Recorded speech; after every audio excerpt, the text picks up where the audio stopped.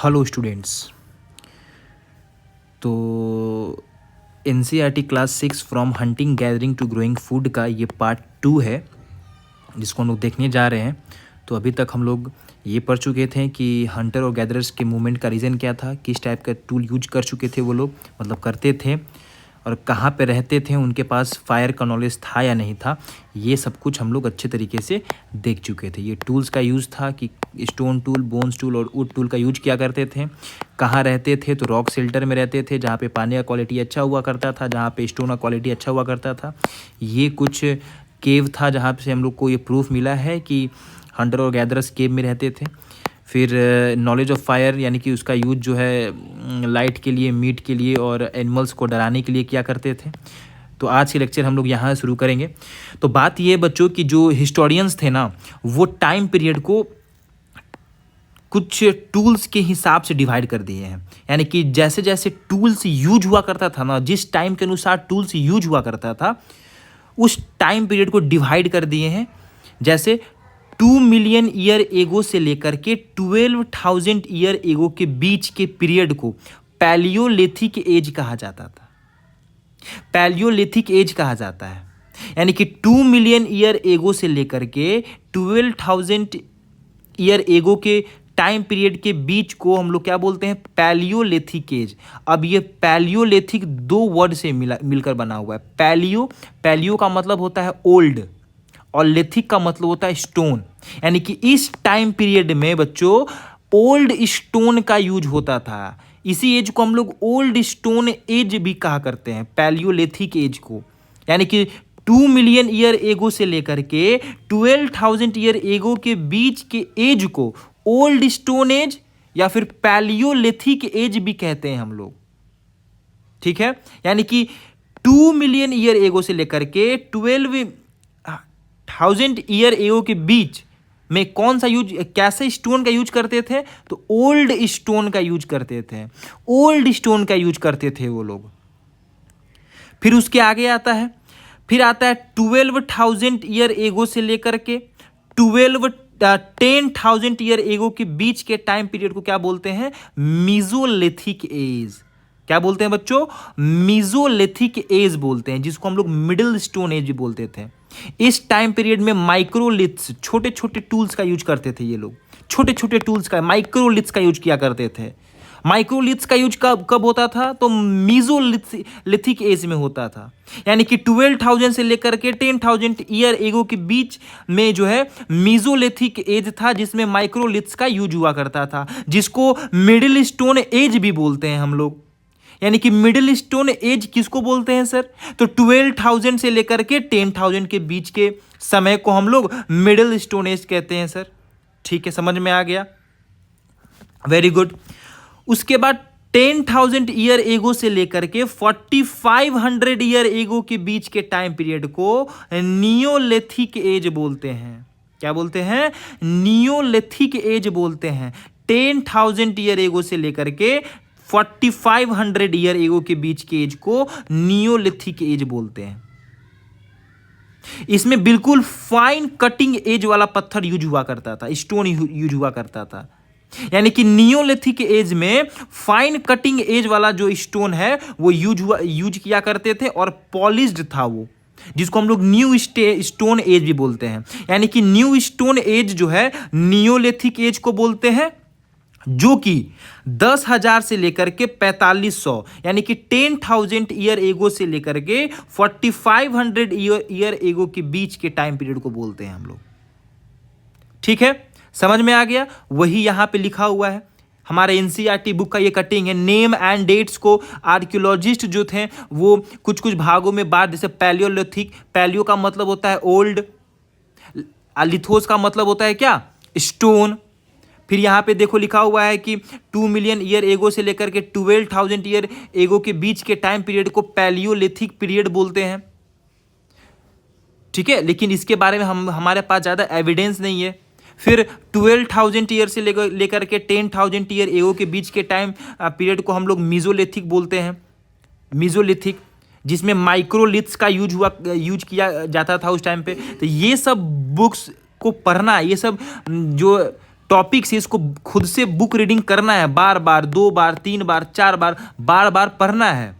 पहले वीडियो देखना है, उसके बाद जो है टॉपिक्स को बहुत ही अच्छे तरीके से बैठ करके और रीड करना है और समझना है, क्योंकि बुक रीडिंग करना बहुत ज़्यादा जरूरी है हम लोग के लिए।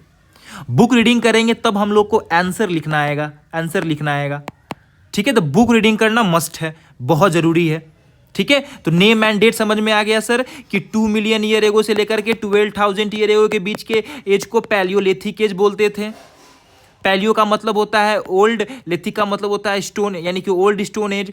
फिर 12,000 ईयर एगो से लेकर के 10,000 ईयर एगो के बीच के एज को हम लोग मेजोलिथिक बोलते थे। फिर 10,000 से 10,000 से लेकर के 4,500 ईयर एगो के बीच को नियोलिथिक एज बोलते थे। तो इस तरीके से जो है ना टाइम का डिस्ट्रीब्यूशन किए थे आर्कियोलॉजिस्ट टूल्स के यूज पे, यानी कि जैसे जैसे वो लोग जैसे ये देखो, जब फाइन कटिंग एज वाला जो आया तो उस एज को क्या बोले, नियोलिथिक। फाइन कटिंग एज का टूल जब यूज करते थे, यानी कि वो कब यूज करते थे, तो नियोलिथिक की एज में यूज करते थे। टूल्स के यूज के अनुसार टाइम पीरियड को बांट दिया गया है ताकि पढ़ने में थोड़ा सा आसानी हो। ठीक है, तो ये चीज हम लोग का कंप्लीट हो गया। अब आगे बढ़ते हैं।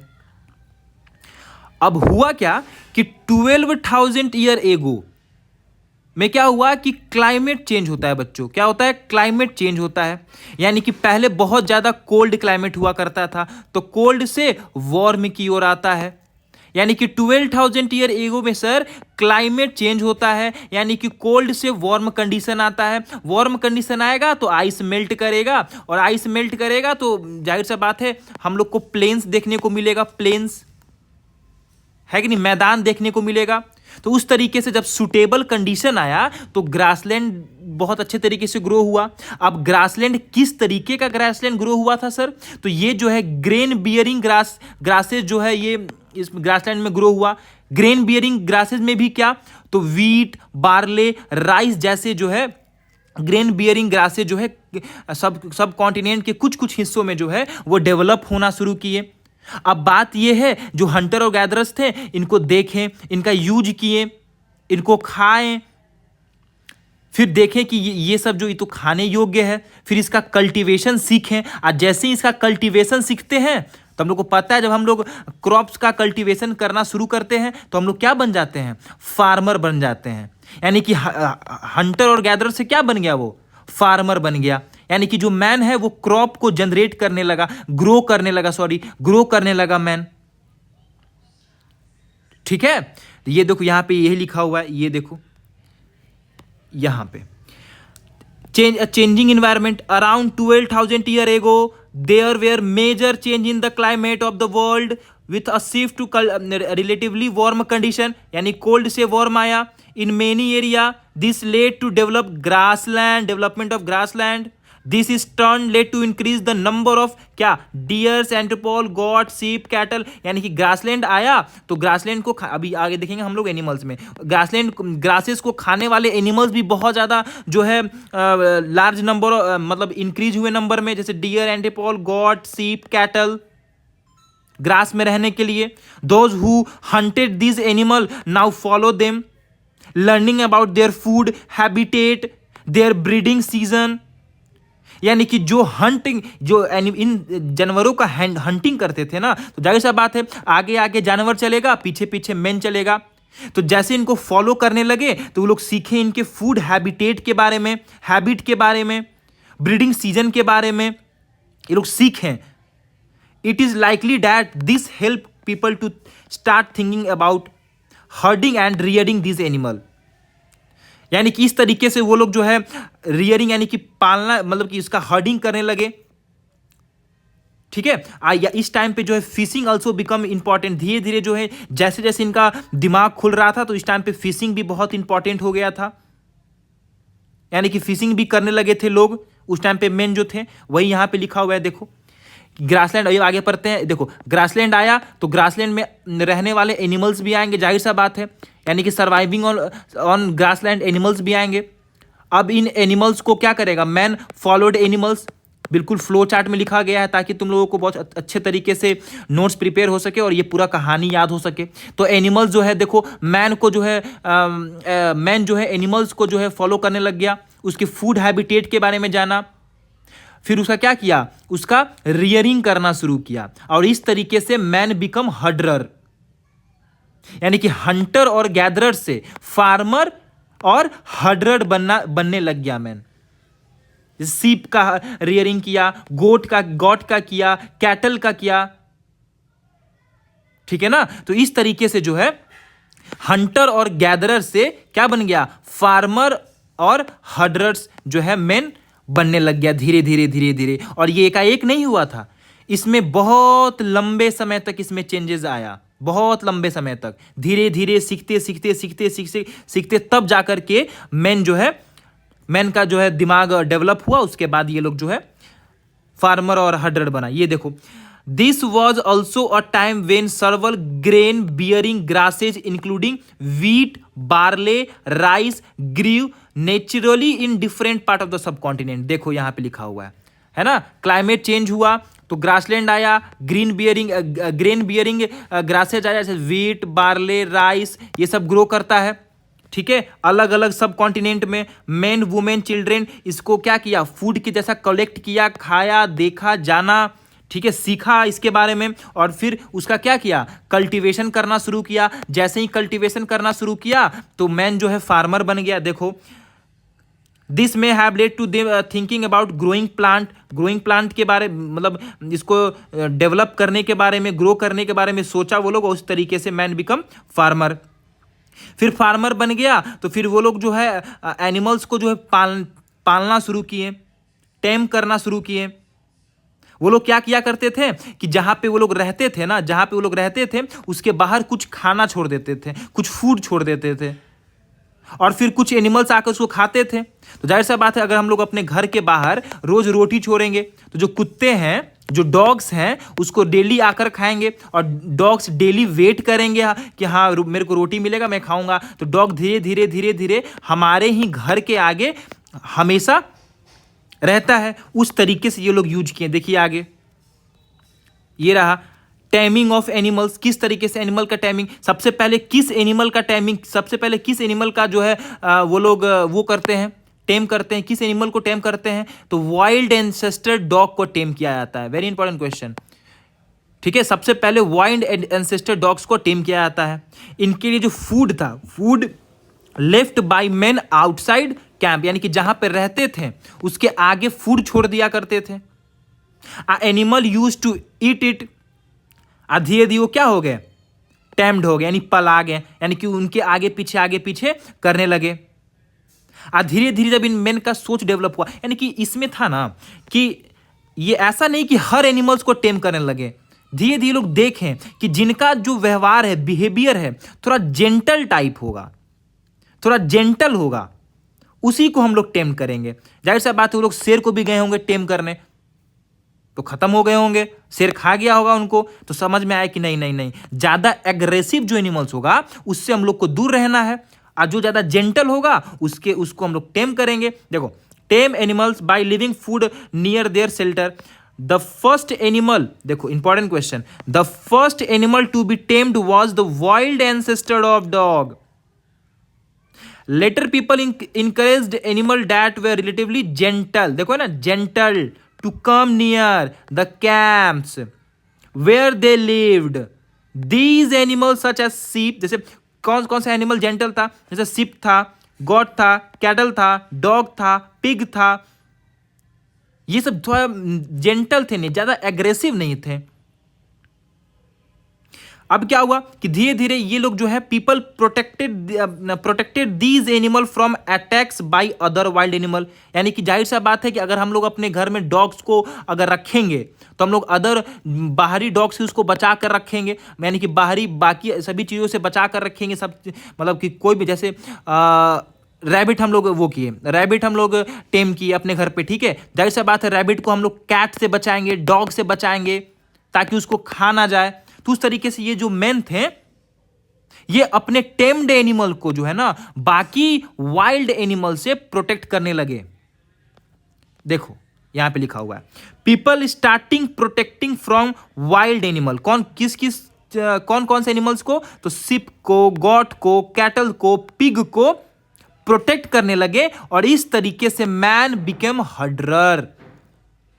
मैन बिकम हर्डरर यानी कि जो पीपल था बच्चों वो फार्मर बन गया और हर्डरर बन गया। फार्मर में क्या कि वो क्रॉप ग्रो करता था। और बात ये है कि सर ये जब क्रॉप ग्रो करता था तो उसका यूज कैसे करता था, तो यूज एज अ सीड, यानी क्रॉप का यूज करता था सीड के रूप में, गिफ्ट देने के रूप में, यानी कि किसी को कुछ देना है तो क्रॉप ही देंगे, गिफ्ट के रूप में, फूड के रूप में। इंपॉर्टेंट क्वेश्चन कि फार्मर सर क्रॉप ग्रो किया तो इसका यूज कैसे किन किन तरीकों से यूज किया करता था उस टाइम पे, तो सीड के रूप में, गिफ्ट के रूप में और फूड के रूप में वो किया करता था, यूज किया करता था। अब बात यह है कि क्रॉप तो ग्रो हो गया तो अब इसका स्टोर कहां पे करता था वो लोग, रखता कहां पे था। जैसे हमारे घर में स्टोर रूम होता है जहां पे हम लोग सारा जो है एक्स्ट्रा सामान को हम लोग उसमें रख दिया करते हैं, उस तरीके से ये लोग कहां पे स्टोर करता था सर, तो इन लोग के पास लार्ज क्ले पॉट हुआ करता था, बनाया करते थे वो लोग, बास्केट में रखते थे और जमीन खोद करके और जमीन के अंदर रख दिया करते थे। जो भी ज्यादा क्रॉप अगर ग्रो हो जाया करता था तो, यानी कि क्रॉप को कहां रखते थे, तो लार्ज क्ले पॉट में, बास्केट में और डग पिट इनटू ग्राउंड, यानी कि ग्राउंड को खोद करके उसमें रख दिया करते थे। और हर्डिंग और हर्डरर बने तो सर सीप, कैटल, गॉट, पिग को प्रोटेक्ट किए। क्यों प्रोटेक्ट किए, आखिर क्या रीजन था, उन लोग को समझ में आया कि अगर हम लोग इसको प्रोटेक्ट करेंगे तो इनसे हमें क्या मिलेगा, मिल्क मिलेगा और खाना यानी कि मीट मिलेगा, जब जरूरत पड़ेगा इसको मार करके और हम लोग खा लेंगे। यानी कि पशुपालन करते थे हर्डरर्स, पशुपालन करते थे किस लिए, फॉर मिल्क और एज मीट, यानी कि meat as a meat use करने के लिए, खाना के लिए। ठीक है, तो बात यह कि इसका आइडेंटिफिकेशन कहां से मिला सर, आइडेंटिफाइड कैसे हुआ कि लोग फार्मर थे, फार्मर बने तो बर्न्ड एसेज मिले, राख मिला, क्रॉप्स का जला हुआ राख मिला, और हर्डरर्स का क्या मिला, बोन्स मिला। ठीक है, तो इस तरीके से जो हंटर और गैदरर्स था वो फार्मर और हर्डरर बना, यानी कि फार्मिंग किया, देखा कि जैसे ही सीजन वो चेंज हुआ 12,000 ईयर एगो में वो क्लाइमेटिक कंडीशन चेंज हुआ तो ग्रासलैंड आया, ग्रासलैंड में ग्रेन बियरिंग ग्रासेज आता है, क्रॉप्स आता है, फिर उसको देखता है, सीखता है, देखो ग्रेन बियरिंग ग्रासेज आया, उसको सीखा, कल्टीवेट किया तो फार्मर बन गया। फिर एनिमल्स आया, उसको फॉलो किया, फूड हैबिटेट के बारे में सीखा, उसको पाला, फिर हर्डरर बन गया। सबसे पहले वाइल्ड एंसेस्टर डॉग को पाला गया था, यानी कि वो वैसे जानवरों को पाला करते थे जो जेंटल इन नेचर हो, जाहिर सा बात है, अगर एग्रेसिव इन नेचर होगा तो मार करके खा जाएगा उसको, जैसे शेर। ठीक है, तो आज के लिए इतना ही रखते हैं। तो पहले इसको अच्छे तरीके से बुक रीडिंग करना है, ठीक है, 2 बार 3 बार 4 बार 5 बार जितने बार भी पॉसिबल हो बुक रीडिंग करना बहुत ज़रूरी है, बुक रीडिंग करना है। उसके बाद ये शॉर्ट नोट्स की हेल्प से सारे कहानी को जो है अपने माइंड में रखना है कि किस तरीके से हंटर गैदरर जो है वो फार्मर और हर्डरर्स बनते हैं। ठीक है बच्चों, तो इस वीडियो में इतना ही रखते हैं, ये सब रीडिंग डालना है, ठीक है, घर पे रीडिंग करना है। ठीक है, ये तो हो गया था पहले ही, इसको रीडिंग करना है, फिर ये नोट्स प्रिपेयर करना है, फिर ये रीड करना है, फिर ये प्रिपेयर करना है, फिर ये सब जो है करके रखना है। ठीक है, तो चलो आज की वीडियो में हम लोग यहीं तक रखते हैं और इसको अच्छे तरीके से रिवाइज करो, याद करो अच्छे तरीके से और बुक रीडिंग करो। ठीक है, चलो, थैंक यू।